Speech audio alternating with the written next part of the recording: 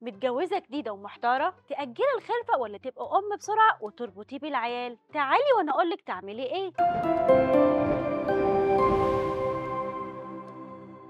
كتير من المتجوزين جديد بيبقوا فرحانين بالحياة الجديدة وعايزين كل حاجة بسرعة بسرعة، خصوصا لو كانوا صغيرين في السن، عايزين يحسوا بالإنجاز بإنهم راحوا لمرحلة جديدة خالص. بس الصح إيه؟ أول ما يتجوزوا يخلفوا أول عيل بسرعة ويعيشوا التجربة كاملة، ولا يأجلوا سنة يدرسوا مع بعض ويستمتعوا بالحياة هما الاتنين من غير مسؤوليات؟ كل اختيار في الدنيا بنختاره بيكون ليه مميزاته وعيوبه، ولولا كده ما كناش احترنا وسألنا ودورنا. ومع مسؤوليات الحياة الكتير ونسب الطلاق الكتير، برضو بقى قرار الجواز والخلفة مش سهل، ومش سهل كمان إننا نختار الشخص ونكون متأكدين 100% إن هو يصلح أب أو أم. ومش بس كده، أوقات كتير جدا بيكون الطرفين كويسين جدا جدا وما فيهمش غلطة وبرضه ما ينجحوش مع بعض. طيب ليه؟ لأن إحنا عايشين سنين كتير قوي لوحدنا ولينا طباعنا وحياتنا وانفعالاتنا. الطباع دي لما تندمج مع طباع الطرف التاني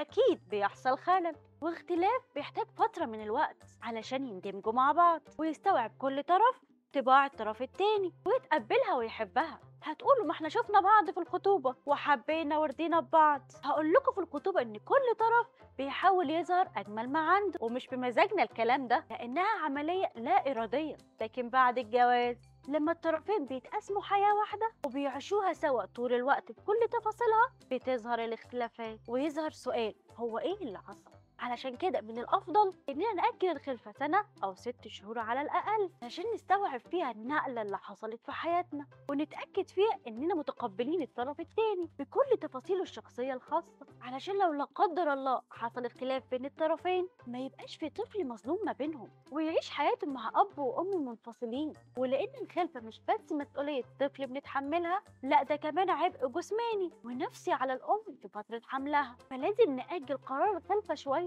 علشان الزوجين يلحقوا يستمتعوا بحياتهم ويعملوا ذكريات حلوة ما بينهم من غير تعب ودكاترة، يسافروا ويخرجوا وينبسطوا هكذا. يعني الخلف والولاد ده رزق، وكل رزق ليه ميعاد مكتوب، فما تستعجلوش. أنا نرمين لطفي وده بيتك ومطرحك.